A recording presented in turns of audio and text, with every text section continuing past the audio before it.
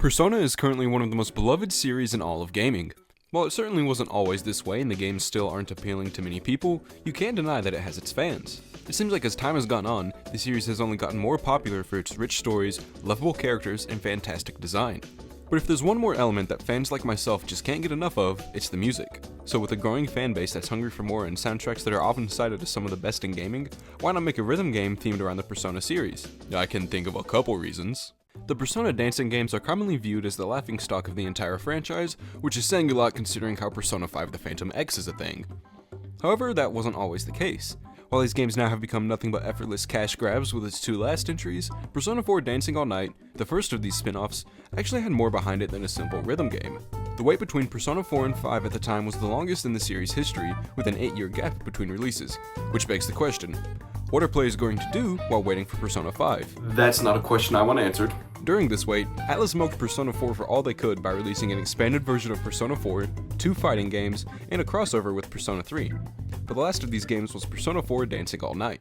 Persona 4 Dancing All Night is a rhythm game in which icons appear on screen that gravitate to circles that represent buttons on the controller. When they reach the circle, players hit the corresponding button, with some icons requiring the button to be held or pressed at the same time with another. There are also scratch icons, which are executed by flicking one of the joysticks. While this may take a little time to get used to and some players may feel like they're having a lot thrown at them, I think this is a simple but effective way of making a rhythm game. Instead of having to do something like worrying where a specific button is, players just know to hit the button that matches the UI on screen, allowing them to focus on the gameplay. Each type of input you need to do is also color-coded, making for easy distinction between what needs to be done. Like most rhythm games, every successful note you press is counted towards your combo, but if you miss a note, your combo resets. I always find it fun to try and get a full combo despite the fact that it's kinda pointless, but hey, so is this game. Showing how good players are doing through the combo system incentivizes them to hit every note they can and encourages continued effort since it communicates how close they are to getting a perfect score. This mix of a good combo system and great UI creates an easy to pick up and play yet difficult to master rhythm game that got fans like me hooked. Now that I think of it, good combo system might actually be a stretch. Every input you do receives a grade of either perfect, great, or good, with good actually being a euphemism for abysmal. For some reason, if one of your notes gets a good rating, your combo resets like you didn't even hit the note at all. When I first played, I was so confused as to why I would get no misses but never get a full combo, and it's because Atlus lied to our faces and told us, "Hey, good job pressing that triangle button, buddy! Good job!" I was supposed to press it 10 minutes ago. However, once you enter fever mode, good ratings do count towards your combo. If you play good enough, great or perfect enough, you'll enter fever mode during the song's chorus. Once activated, fever mode multiplies your score, keeps your combo, and adds new characters to the dance. Oh, thank goodness I can look at something else other than Reindeer Teddy. But despite the fact that the combo meter doesn't reset if you get a good rating during fever mode, none of those notes count towards your rank, so even then it doesn't say full combo, and dang it Persona 4 Dancing All Night, you fooled me twice. Shame on you, Persona 4 Dancing All Night. We also get to choose from easy, normal, hard, and all night difficulty, with the latter being unlocked after buying everything in the shop. Easy is an understatement since it's like, okay guys, let me hit these notes. King Crazy! Normal is okay. It can be fairly challenging at times depending on how experienced you are, but I'd say it really doesn't get too interesting most of the time. I think hard is the best and most well-rounded difficulty since it's still pretty doable while also offering some fair challenge. Of course normal is completely fine, but around halfway through the game, that difficulty can feel a little too easy for some players. As for All Night, our hardest difficulty, there are some songs that are just straight up insane. Like yeah, the extra challenge is fun once you master the hard difficulty, but I find the All Night option to be a little too challenging at times. While there's nothing wrong with making the game harder, I find the jump in difficulty to be a little jarring at times. But despite that issue, I'd say this is another really fun way to play the game, and it does a good job of helping players reach the game's skill ceiling. Unfortunately, across all difficulties, I find the charting to be a little odd at times. There were certain times where notes would just feel a little out of place or poorly timed, making certain songs a little annoying to play in some instances. You also get to customize how the characters appear in free dance, which is nice since you don't have to stare at the exact same thing every time a character comes on screen. Dancing All Night redesigns the outfits for our main characters from Persona 4, which mostly just equates to, screw it, just give them some headphones. But if you prefer any of the characters' original outfits, you can always change to those, which is nice. They even include some of their seasonal attire, adding more variety than just the score uniforms that we usually see them in. Then there are all the other costumes which are either uninteresting or just weird, but we can put Teddy in the nose outfit, so it's not all bad. As for the characters, Dancing All Night brings back everyone from the investigation team, Persona 4's main party members. They're my favorite main cast of any Persona game, and even though we really only see them in story mode, it's great to return to so many beloved characters. I always loved the chemistry they all had with each other, so it's even better that we get to see a good portion of them all, and it feels like the team itself is important to the story rather than just individual characters. That's not to say that certain characters aren't given more of a focus than others though. Of the investigation team, Dancing All Night tends to focus on Yu and Rise the most. In Persona 4, Yu is basically just a self-insert character that players can shape to themselves, but Dancing All Night makes him more of his own character, which is a super nice change. While it wasn't the first game to do this, it's really refreshing to see that Persona games are willing to characterize our protagonists a little bit, and it makes the story feel a little fuller for a game like this. Rise is another prominent character that makes a ton of sense considering she's a pop idol, but she's fitting beyond just the game being centered around music and dancing. As an idol, her identity is tied to her brand and how her audience views her. In Persona 4, this caused her to struggle with her identity and wonder if she's really her true self when she isn't being defined by those watching her. Rise eventually concludes that her identity as an idol isn't a lie and only a facet of her true self, which is a story arc that heavily resonates with the themes of Persona 4 Dancing All Night. On top of her relevance to the story, she also makes for a refreshing protagonist. It's so nice to see a game focus on another party member than the main character of the original game, and it's something I wish more Persona spin-offs would do. This game also features Konami Mashita, an idol that Rise mentioned in her social link in Persona 4. I think including her was a great idea since it helps Dancing All Night expand the world of Persona 4. Her inclusion makes the two games feel connected more than if her role were filled by a new character, and it also makes the world of Persona 4 feel a little more lived in. She's also part of an idol group known as Konami and Kitchen, which outside of having a name that I can't take seriously, adds a couple more new characters. Nanako and Dojima also returned for a bit, so they really did a good job bringing back some fan favorites as well. Personally speaking, I think this would have been the perfect time to bring back the Funky Student too, but it's okay, I only get a little worked up over that. As for the story itself though, I'd say that it's surprisingly pretty solid. Rise invites the other members of the investigation team to perform with her at the Love Meets Bond festival. They're going to be sharing the stage with Konami and Kitchen, but members of the group have mysteriously gone missing. Yu, Rise, and the others find out that they are in the Midnight stage, which is basically this game's version of the TV world from Persona 4. The shadows that inhabit the Midnight stage essentially try to brainwash its victims into neglecting their identity in favor of forming bonds.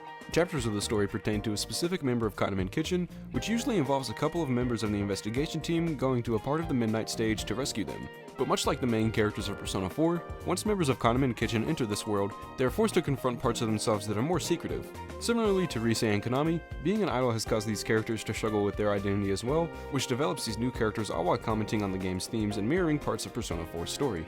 Since the main characters of Persona 4 went through that same thing, their involvement is fitting for the events of Dancing All Night, allowing for the beloved cast to have a warranted inclusion in Dancing All Night's story. Now that one of these chapters is finished, rinse and repeat a couple more times. While the storytelling that comes from rescuing the missing idols is alright, not enough of it is changed between each chapter to really make it feel unique. They're all just so similar and feel kind of the same at times, making the story mode really repetitive in some parts. This makes the game a little uninteresting and causes progressing to feel like a chore at times, but thankfully the story mode is short enough for this downside to not be a playthrough ending issue for some people. Eventually the plot does move past this as we get closer to the Love Meets Bond festival. Throughout the campaign we're told about an idol named Yuko Osada, who unfortunately passed away unfulfilled with life. Osada said that as an idol she felt no one wanted to see her true self and she therefore was unable to form meaningful connections with others. Konami similarly feels like her identity as an idol has overtaken her life and damages her ability to make true and meaningful bonds. She feels as if fans love her for her image as an idol rather than a person, which hinders her desire to form a bond with her fans. Since she only feels valued for her performances, her character opens the door for the game to explore the idea of bonds without vulnerability. At the end, an entity named Mikura Tana no Kami appears, offering those kinds of relationships, and it's essentially the final boss of the campaign. It doesn't matter if they're dancing or reforming the world, these games always have to end with some kind of almighty being. Mikura Tana no Kami is the manifestation of humanity's desire for bonds without vulnerability and tries to change the world to follow that philosophy. The cast rejects this approach to connections because all the bonds formed from it would be superficial and meaningless since they lack being able to show one's true self to another. This rejection serves as a culmination of the game's themes as all of our characters come together to express themselves and their connections through dance. I don't think I could make this plot sound lamer if I tried. But all in all, I'd say the story for Persona 4 Dancing All Night is pretty solid. It mirrors themes from the original Persona 4 and features a great cast of characters, but does suffer from some poor pacing and redundance. Overall though, I think it's a surprisingly good plot for a spin-off rhythm game, so in the end I'd argue it's actually pretty good. While it isn't anything crazy or as in-depth as a mainline Persona story, it gets the job done and can be completed fairly quickly. Really the only other thing to this game is the soundtrack, which consists of a couple original songs, a handful of remixes, as well as some songs from other entries in the Persona Reincarnation album. I like that they didn't just stick with songs from the original Persona 4 soundtrack. Ones like Best Friends from Persona 4 Arena and Maze of Life from Persona Q add some really nice variety. There are a couple of songs that also got remixes, with their quality spanning from mediocre to pretty solid to actually fantastic. The backside of the TV remix is easily my favorite of the bunch, and I'd say I even prefer it to the original version. Ones like Heaven, Now I Know, and Like a Dream Come True may not be as good as their original counterparts, but do a really good job of painting the song they're covering in a different light. Then ones like the Best Friends remix are just kinda bad, but the fact they got so many good ones is honestly really surprising. There are also some great original songs too. I'd even say Dance is one of my favorite Persona tracks of all time. So all things considered, Persona 4 Dancing All Night is an incredibly solid rhythm game. It features a great cast of characters, a fairly good story, simple yet fun gameplay, and a fantastic soundtrack. It certainly has its issues and is really just a pretty good rhythm game at its core, but it's the fact that it succeeds at trying to be more that makes it as good as it is. Fleshing the game out with a solid story that allows players to reunite with beloved characters and revisit ideas from Persona 4 makes for a pretty good experience regardless of any hiccups the plot may have. The options between story mode and free dance mode also allows players to enjoy the game casually or more hardcore, so I'd recommend it to anyone who's a big fan of rhythm games or the Persona series. But Atlus didn't stop there, because in 2018 they released Persona 3 Dancing in Moonlight and Persona 5 Dancing in Starlight on the exact same day. I always found that release kind of funny since it shows that Atlus didn't even bother trying to hide the fact that these games are practically the exact same thing. Persona 3 Dancing is basically Persona 5 Dancing with a Persona 3 coat of paint, and vice versa for Persona 5, which is something that Atlus seemingly had no shame in admitting. The gameplay style in these games are the same for Persona 4 Dancing, which I would talk about further, but this system is more shallow than hell and I've said basically everything I could about it. Okay, maybe not everything. The song selection follows a similar formula to that of Persona 4 Dancing as well, meaning we get a mix of remixes and original versions. However, since this was the first Persona 5 spin-off, the song selection is much more limited. This means outside of some remixes, all of the game's soundtrack only comes from the original release of Persona 5. While this is fine, it leaves the soundtrack of Persona 5 Dancing a little lacking in variety. Thankfully, there are some remixes to check out, some of them actually being pretty good. I really like the remix for When Mother Was There, but that's the only one I can say that about, so I take it back, only one of these is good. I think a lot of these remixes are honestly just bad, with a lot of them just making the song feel more urgent and EDM-like, which does just not work at all. The same can be said for Persona 3 Dancing. So many of the remixes plague the soundtrack and are awful versions of the song they're covering. Like, I gotta hand it to them though, I never thought you could make Burn My Driving Rivers in the Desert sound bad. I would actually say that there are some pretty solid renditions of some of the Persona 3 tracks though. The remix for Wiping All Out isn't bad, and I really like the ones they did for Time and Way of Life. But then again, ones like the rendition of Memories of You makes me sad for a different reason than the original song. The other issue I have with these games' song selection is that there are some unnecessary repeats and a couple songs that just drag out at times. Brand New Days from Persona 3 Fess is here, which is a great song but drags on a little for one to be playing in a rhythm game. They do a remix of this song as well, which I just think is an unnecessary repeat. However, there are 2 songs in Persona 5 Dancing that have 3 renditions, and I really don't think we need that many versions of the same 2 songs. The way the game only unlocks a handful of songs at a time makes it incredibly underwhelming to unlock songs like the ones I just mentioned, like who's going, "Oh yeah, I finally get to play the bad version of Last Surprise."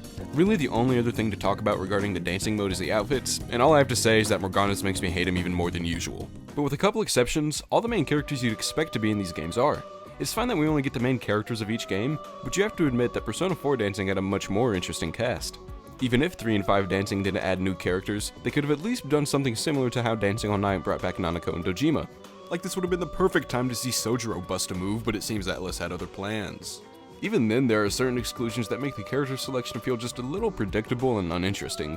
I get that doesn't matter too much since there isn't a story mode to really make their inclusion matter, but any excuse is a poor excuse as to why Koromaru isn't in Persona 3 Dancing. Unlike Persona 4 Dancing, 3 and 5 Dancing get rid of a story mode in favor of social modes. However, that's not to say that each of these games don't have a story behind them, but that's also not to say that they aren't the exact same thing as each other.